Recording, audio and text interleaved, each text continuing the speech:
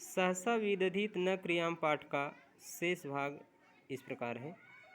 भारवे पिता पुत्रस्य काव्यस्या मनंसि अत्यंतम प्रसन्नम संतुष्टम च आसीत् तथापि स वर्षा भारवे कदापि न प्राशंसत्।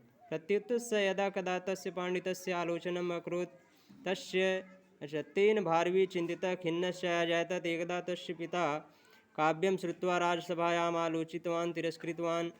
तेन अपमानेन भारवी पित्रेः अत्यधिकं रुष्टम् उद्विग्नश्च अभवत्। स चिन्ताया रात्रौ निद्रा न लब्धवान्। गृहे इतस्ततः पर्यटनं स रात्रौ पितुः प्रकोष्ठात् बहिरेव किञ्चित् कालं स्थितः। तदा स्वविषये मातापितरः वार्तालापम् अशृणोत्।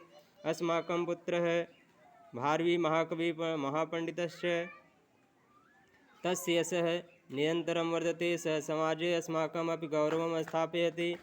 किन्तु स इतोऽप्यधिकं कवित्वं कीर्ति च अर्जयेत् इति विचार्यं सभायाम् अद्य मया तिरस्कृतः इति। एवं श्रुत्वा भारवी ततः प्रतिनिवृत्तः। पितरं प्रति मिथ्यारोषात् तस्यान्तःकरणे महती ग्लानिः उत्पन्ना। स रात्रौ पश्चात्तापं कुर्वन् एतत् पद्यं प्रणीतवान्।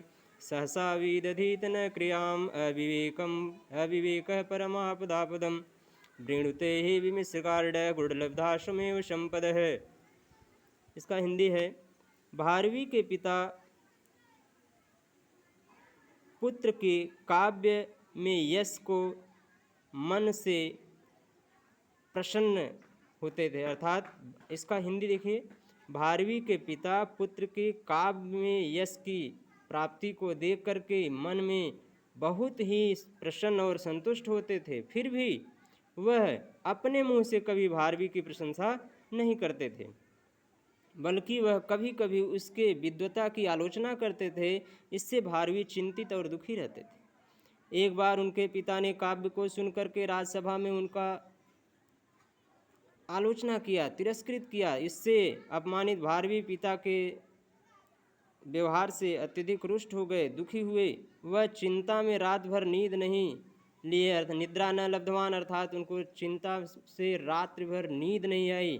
घर में इधर उधर घूमते हुए रात में पिता के कमरे के बाहर कुछ समय तक रुके, तब अपने विषय में माता पिता के वार्तालाप को सुने। हमारा पुत्र महाकवि और महान विद्वान है, उसका यश निरंतर बढ़ रहा है, वह समाज में हमारे प्रतिष्ठा और सम्मान को स्थापित करेगा, किंतु वह इससे भी अधिक कवित्व को अर्जित, कीर्ति को अर्जित करे, ऐसा विचार करके मैंने राजसभा में उसको तिरस्कृत किया है।